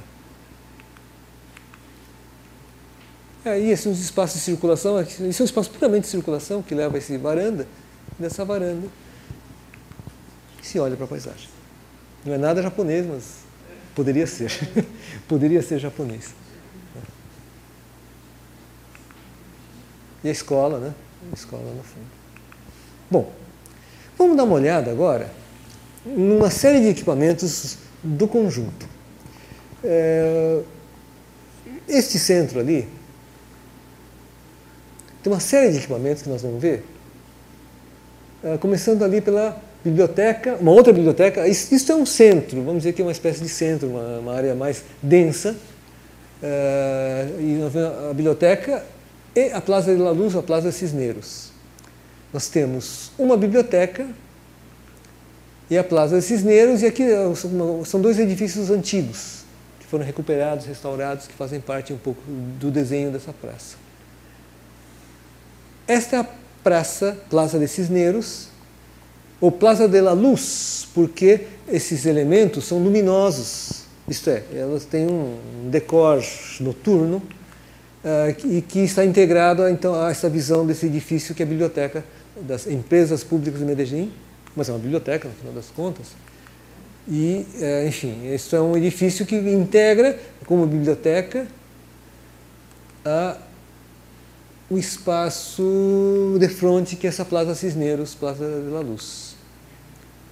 É uma praça seca, como vocês estão vendo, com uma pequena área arborizada, e que forma então um pouco essa paisagem, um tanto quanto surrealista, mas que eu não vi isto à noite, mas o que eu posso trazer para vocês, aqui são aquelas casas antigas que foram recuperadas, né, lá no fundo, o que eu posso trazer são reproduções do que seria essa imagem noturna. São reproduções. Eu um pouco desconfio dessas fotos, assim, essa foto está muito amarelada, isso tem uma distorção de temperatura e de cor. Quer comentar? Não, mas que é um pouco essa impressão que dá. É muito gostoso estar lá. E o clima também, porque Bogotá é frio, então é uma cidade um pouco mais fechada, que o clima é mais ou menos parecido com São Paulo. Bom, isso tem outro pedaço. É um projeto Javier Vera, é um palácio de exposições e convenções. Nós estávamos ali, vamos para cá. Aqui nós temos, então, um conjunto de equipamentos. O pavilhão branco, que é tipo um ANB, um espaço de exposições. Desculpe, aqui tem um detalhe, que daqui é a ópera de Medellín, que é uma obra dos anos 80, só para não ter uma referência. Então, esta é a entrada do pavilhão branco. Vocês viram o Parque San Javier, enfim, esse tipo de arquitetura do Javier Vera, dos elementos do pórtico de concreto aparente, né? Esta é a ópera do... Como chama o arquiteto?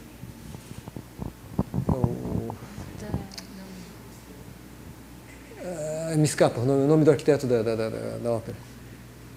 Mas esse é o ingresso do que seria o Centro Internacional de Convenções Plaza Mayor, que é este conjunto, esse grande corredor, vamos dizer, isso eu estou separando mais para mostrar, que tem esse grande bloco e um teatro. do Daniel Bonilha, do Mazzanti e do Rafael Esguerra. Então, isso é um conjunto formado pelo teatro, por esse grande bloco que enfim, que usa, enfim, numa certa época se usou muito, e ainda se usa, essas fachadas de peles de madeira, de tábua, que se usou muito, que se usou no Brasil, que está aqui, quase uma instituição meio latino-americana, que é de péssima manutenção. Um desastre, mas enfim. Mas veja, esse espaço, esse grande bloco, que poderia ser também outra coisa que a gente falava, eu comentava, enfim, se o Legorreta fazia um jeito, assim, articula as coisas, o Salmona também articula volumes, geometrias, Tadao articula geometrias, este é o partido do grande bloco, do grande monobloco, da grande, enfim, de uma grande estrutura de um desenho geométrico de fácil apreensão, de uma certa redundância até geométrica, né? E aí vamos atravessar a rua e conhecer este outro bloco. Queria pôr em contexto rápido, assim como você falou um pouco de todo o tema da violência e narcotráfico, que é importante para entender a importância das operações nas favelas, chamam comunas lá em Medellín. Aqui é a questão da outra cara, o outro rosto do Medellín, que é a vocação industrial que tem a primeira cidade, a segunda cidade industrial da Colômbia, e tem uma indústria textil muito forte, e nesta região, onde o Hugo vai mostrar essas intervenções, será uma região industrial. E todos esses grandes parques e centros de convenções, porque todo ano tem muitas feiras de empresários para exportação, sobretudo área textil, área calçado, acho que é isso. Esta área, então, vocês estão vendo, Parque de los Pies Descalços, não sei se é por causa das crianças, mas nós estávamos aqui, o grande bloco é esse, né? Então atravessamos a rua, então Parque de los Pies Descalços, este logradouro público, tranquilo, com esse jato d'água, esse tanque, essa praia de areia, esse bosque de bambus. É um projeto paisagístico, né? De Giovanna Spera, Ana Elvira Vélez e Felipe Uribe, com esses ambientes internos, uns recantos mais escondidos, um namoratório aí. Uma praia, vocês estão vendo, na areia. E nós temos aí, como uma grande moldura, este museu interativo. É um tipo de museu de ciências.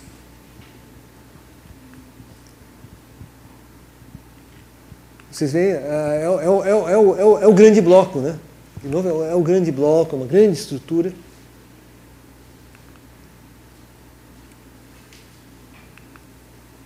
Que parece, sim, é um desenho latino-americano. Se vocês pegam os nossos colegas paulistas ou argentinos, ou vocês estão vendo agora os colombianos, né?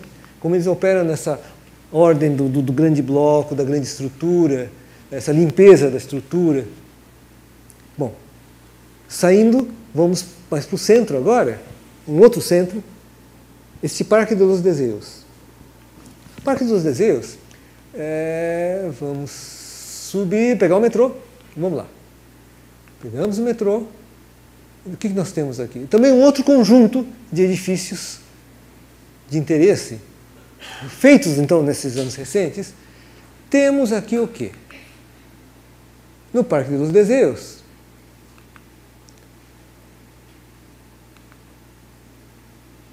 o parque em si, junto à estação do metrô. Isto é um lugar de encontros de adolescentes, curiosamente. E, ao mesmo tempo, vocês estão vendo a cara desse edifício, ele é como se fosse na verdade, um projetor. Um telão. Isso é um telão e isso daqui é um observatório. É um equipamento que... vocês estão vendo a estação do metrô aqui no fundo. E a garotada, um dia de chuva não é nada convidativo. Mas veja, tá como se fosse sei lá... Isso vocês poderiam pensar que é aqueles projetores de slides antigos, né? E o telão. E esses veem o tipo de equipamento.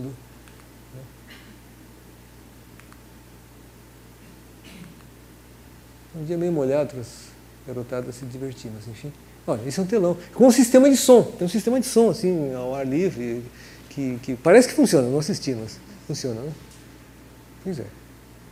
Então, enfim, é um equipamento público, é um desses elementos mais para frente, atrás, nas costas, melhor dizendo, nós estamos ali, vamos passar ali para trás. Vamos ver que está aqui o metrô, aqui está o Parque dos Desenhos e por trás existe esse Parque Explora, que também é uma espécie de museu de ciências, como aquele labirinto do Legorreta, mas aí já é uma arquitetura muito mais, uma releitura lá do Corras, ou coisas do gênero, né? Do Alejandro Echeverri e equipe. Então, um desses equipamentos também, enfim, culturais, construídos nessa parte da cidade, e ao lado, nós temos, ao lado, vocês estão vendo, o Jardim Botânico, com o Orquideorama. Orquideorama o que é? Essa estrutura que vocês estão vendo, que é basicamente uma cobertura para eventos.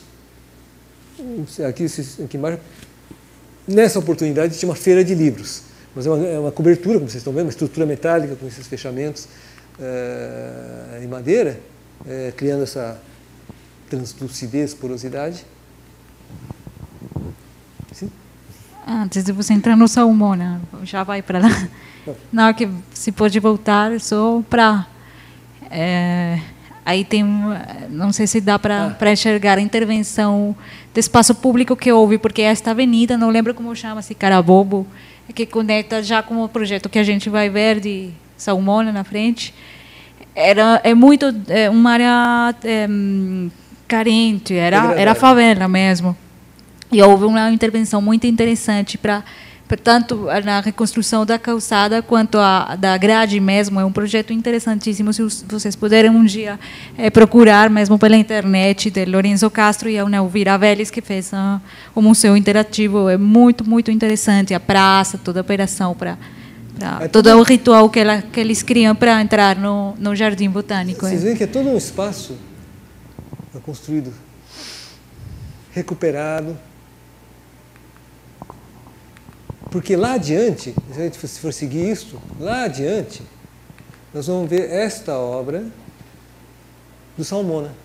Uma obra do Rogério Salmona, que é Centro Cultural Morávia, que já um pouco mais para cima, aquela avenida, subindo bem, nós vamos encontrar de repente essa estrutura. Essa estrutura que é um Salmona, um dos Salmonas, últimos Salmonas, enfim, ele faleceu em 2007. A morte? Sim, em 2007, em outubro. Pois é, essa obra foi inaugurada depois do falecimento dele, mas é um centro cultural com esse entorno. Então, de novo, assim, um elemento de articulação que se constitui nessa paisagem, mas, de novo, arquitetura diferenciada do mais importante arquiteto colombiano. E aí, bom, é o Salmona.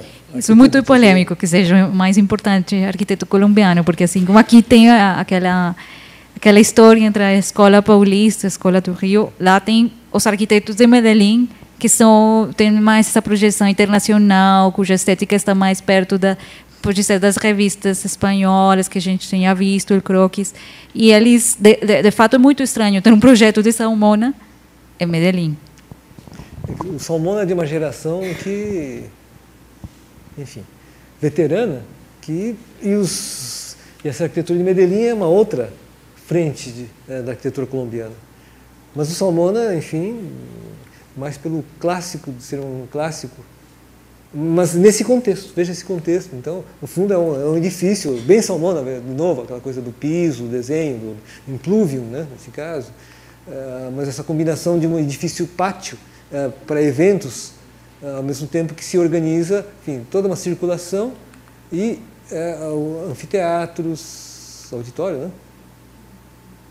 E este pátio de eventos em torno do qual se organiza, enfim, essas coisas, Salmona, Barragán, Legorreta.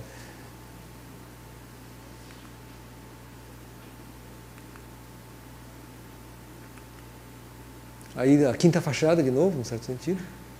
E aí vocês veem esse entorno, né? Que também não é nada fácil. Não é nada fácil. Então, só detalhes. Aí tem um tanque. Aqui nós temos o esmaltado, o ladrilho esmaltado, né? E essa coisa barraganiana, legorretiana, salmoniana. Bom, fora do circuito, o Mazzanti também realizou esse parque biblioteca La Ladeira, fora do circuito, por quê? Nós estávamos ali, né? E isso daqui ficou ali um cantinho, ali um pouco mais difícil. Não difícil, não é difícil chegar aí, mas um pouco fora desse eixo inicial. E o Mazzanti fez aquelas 3 monolitos em São Domingo, Parque São Domingo, e aqui nós temos 3 volumes prismáticos, como vocês estão vendo, completamente diferente, de concreto aparente, essa coisa mais paulista, mais dentro de uma familiaridade que nós podemos ter com essas estruturas, pontes, estruturas de concreto, de empenas, né, que combina com alguns remanescentes. E o Mazzanti faz então enfim, vocês veem como ele trabalha, opera com diferentes tonalidades e tons. É o mesmo programa dos demais. Tem o Sebrae, tem aquela assistência, todo mundo, o pessoal esperando uma parte de assistência, né? Ao mesmo tempo que a biblioteca está lá funcionando. Os elementos arquitetônicos, a biblioteca, uma bela vista, você vê esse entorno é completamente outro. Né? Esse entorno é completamente outro. Já estamos na parte mais plana do vale.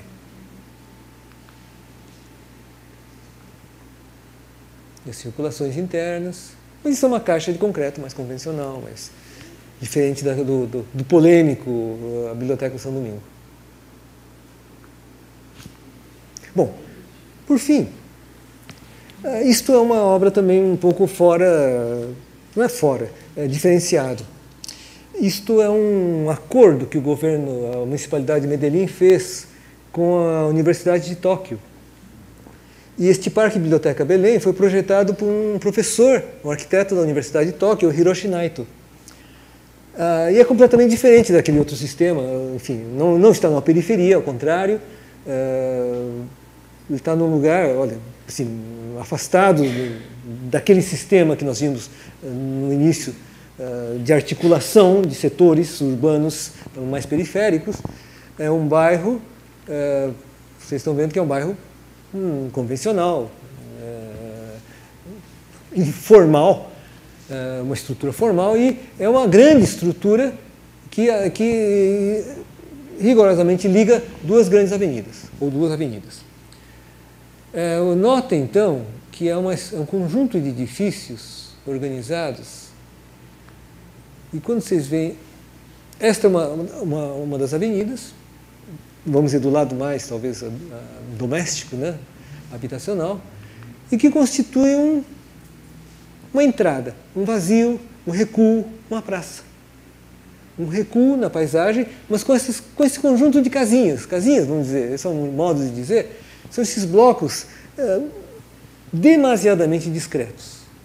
Não é concreto aparente, não é um monolito, não é nada de, enfim, nada de nenhum alarde. Ao contrário, é de uma descrição talvez até exagerada, mas se pensarmos em que contexto nós estamos, que é um contexto não é pobre, obviamente, mas é um contexto doméstico.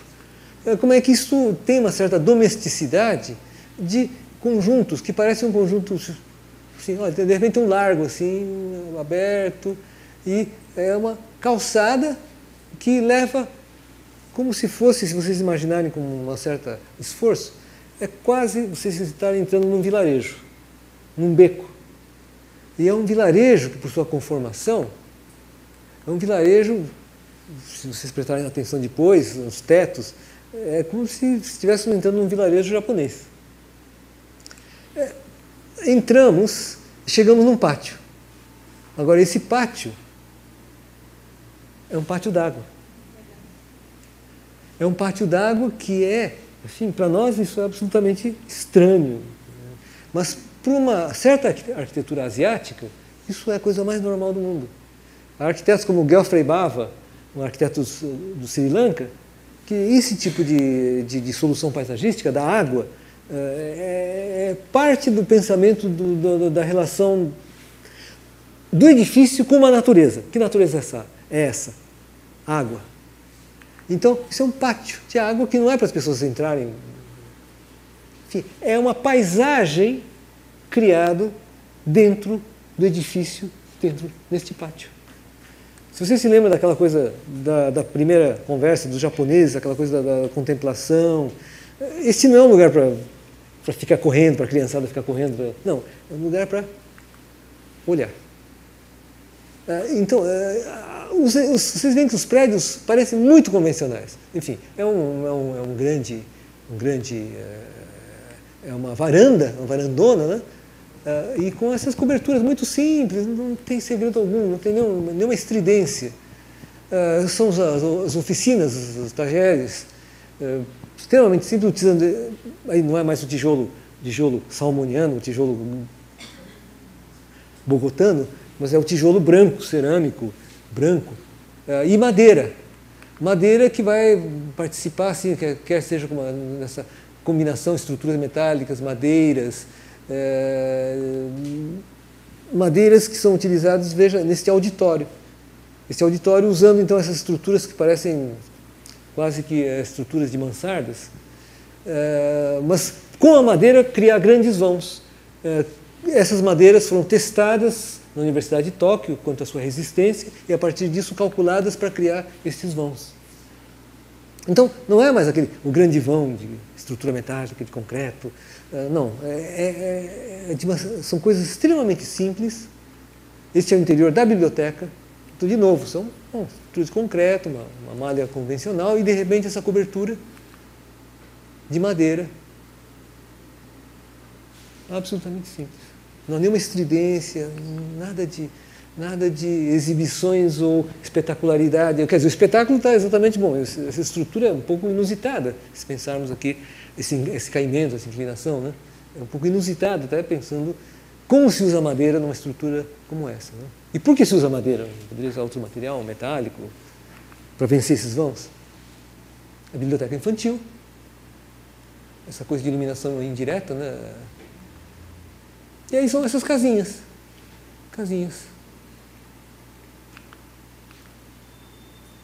Os ateliês. É uma continuidade do espaço urbano, como se estivesse criando uma rua, um beco, ligando de um lado e outro da rua, e atravessa-se.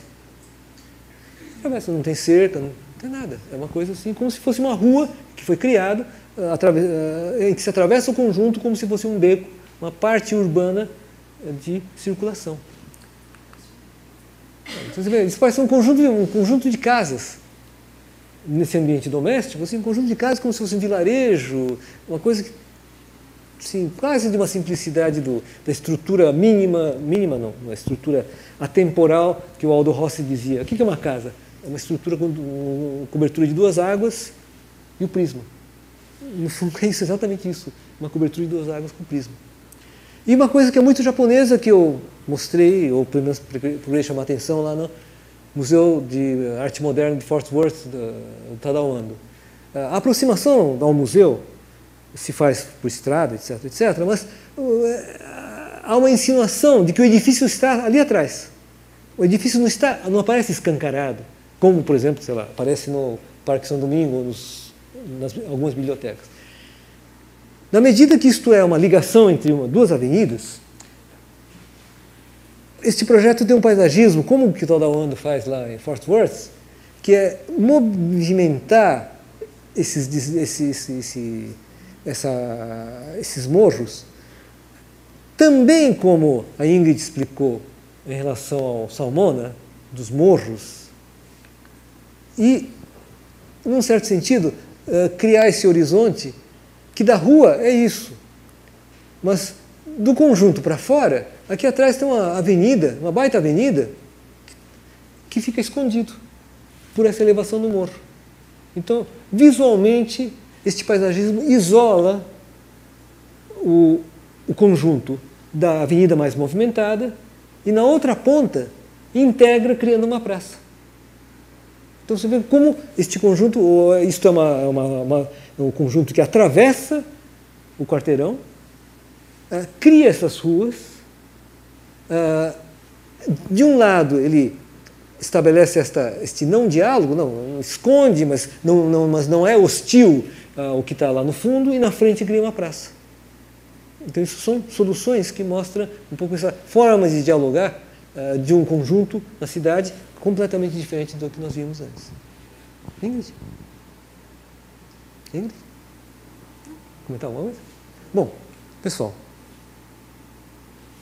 é isso.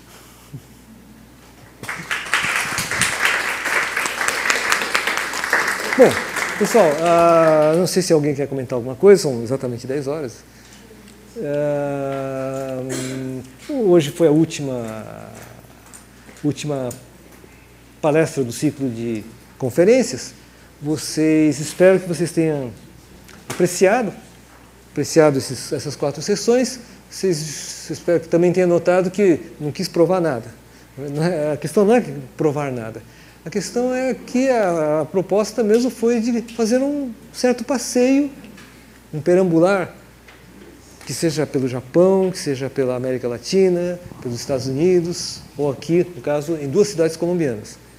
Talvez se vocês prestarem atenção, vocês verão que entre Japão e Estados Unidos, falamos dos mesmos arquitetos. E se vocês prestarem atenção, falamos de Estados Unidos apenas mencionando um arquiteto norte-americano, que era Diller Scofidio. Todos os demais eram arquitetos estrangeiros atuando nos Estados Unidos. E a paisagem no Japão, de um certo modo, também. Os mesmos Herzog de Meuron, os mesmos Renzo Piano, etc, etc, etc. E na América Latina a coisa não é tão fluida. Ao contrário, o que se vê é como na Colômbia há uma cultura local, interna, uma disputa até, uma coisa doméstica, como talvez aqui em São Paulo, enfim, ou na América Latina, que seja no México, nós vimos obras de arquitetos mexicanos, mas no fundo são posições, esses passeios estabelecem assim uma percepção de que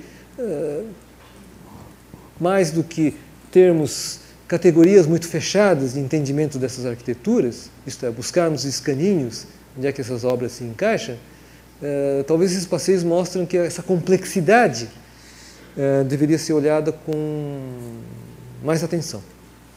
Essa complexidade de ver um país como o Japão ter tantos arquitetos incríveis, mas que também recebe tantos arquitetos incríveis.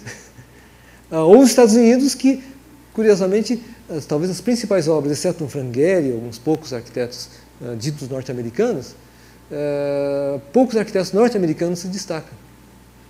E a gente fica sem saber o que acontece na América Latina. Eu acho que são universos que eu gostaria de chamar a atenção, e daí essa organização deste ciclo, nesses contrastes. Japão, Estados Unidos, América Latina e Colômbia.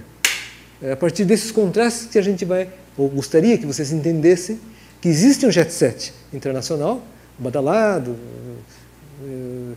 Eu nem mostrei Rencorras, eu não mostrei. Sim, mostrou na frente do Foster. Na frente do... em Dallas, sim. De Dallas, sim, o Teatro Experimental. O Teatro Experimental. Porque da outra vez eu mostrei o trem de raia, então acho que estou confundindo. Mas enfim, no fundo, chama a atenção que, enfim, a par desses Star System Internacional, na América Latina, alguma coisa também para prestar atenção.